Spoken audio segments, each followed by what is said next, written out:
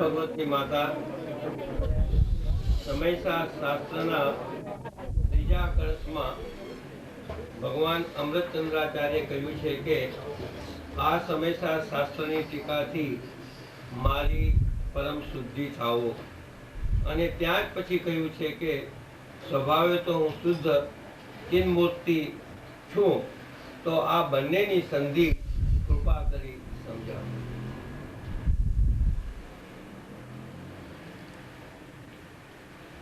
ગુરુદેવે પરમ ઉપકાર કર્યો. ગુરુદેવે તો બધું સ્પષ્ટ કરીને સમજાવ્યું છે, કાંઈ શંકા એવું નથી. ગુરુદેવનો તો પરમ ઉપકાર છે.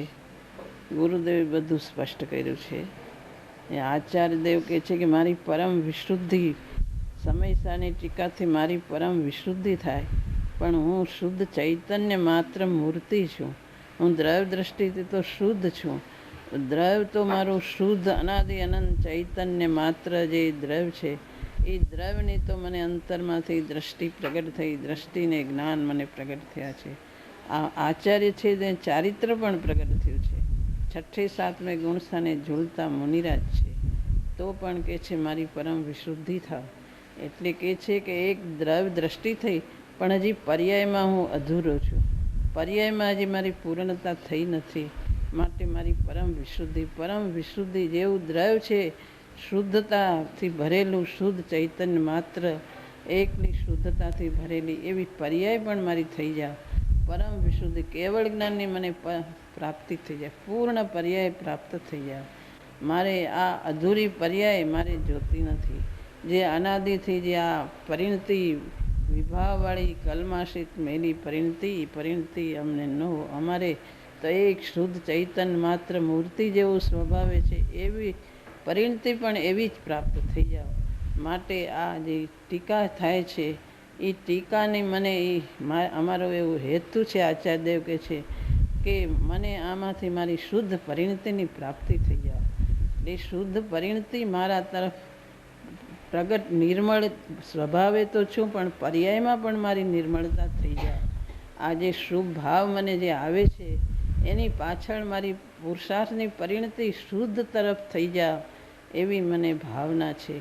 માટે હું દ્રવ્ય દ્રષ્ટિથી તો પૂર્ણ છું, પણ પર્યાયમાં અધુરાશ છે.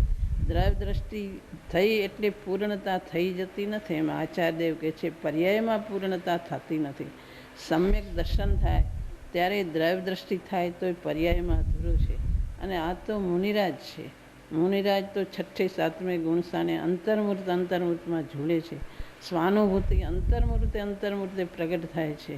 વળી બહાર આવે તો શું વિકલ્પ આવે, શાસ્ત્ર રચે દેવગુરુ, શાસ્ત્રના વિચારો આવે છે, પણ અંદર ક્ષણે ક્ષણે અંતરમાં જાય છે. તો પણ કહે છે કે આટલી પણ જે પરિણતિ હજી સંજ્વલનો અલ્પકશાય છે, એ પણ અમારે જોતો નથી. પૂર્ણ વિતરાગતા થઈ જાઓ. એટલે દ્રવ્ય ઉપર દ્રષ્ટિ છે, તો પણ પર્યાયમાં અધુરાશ છે. એમ આચાર્યદેવ કહે છે કે દ્રવ્યથી તો હું પૂર્ણ છું, પણ પર્યાયમાં અધુરાશ છે. માટે એની એવી નિશ્ચય વ્યવહારની સંધિ છે. સમ્યક દર્શન થાય એટલે બધું પૂરું નથી થતું.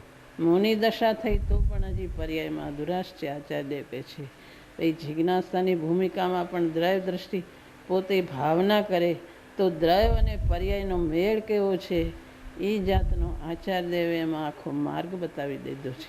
અને ગુરુદેવ પણ એ જ માર્ગ બતાવતા હતા કે દ્રવ્ય દ્રષ્ટિથી આત્મા પૂર્ણ છે અને પર્યાયમાં અધુરાશ છે. એની સાધના કરવાની સાધકોને બાકી રહે છે. અને એ સાધના આચાર્યદેવ કહે છે મારી પરમ વિશુદ્ધિ મને પ્રાપ્ત થઈ જાય, મારી શુદ્ધ પરિણતિ મને પૂર્ણ પ્રગટ થઈ જાય, કે જેમાં બહાર આવવાનું રહેતું જ નથી. આટલું બહાર આવવું એ પણ અમને પોસાતું નથી. માટે પૂર્ણ શાશ્વત પરિણતિ એવી થઈ જાય કે પછી બહાર જ આવવું ન પડે. એમ આચાર્યદેવ કહે છે.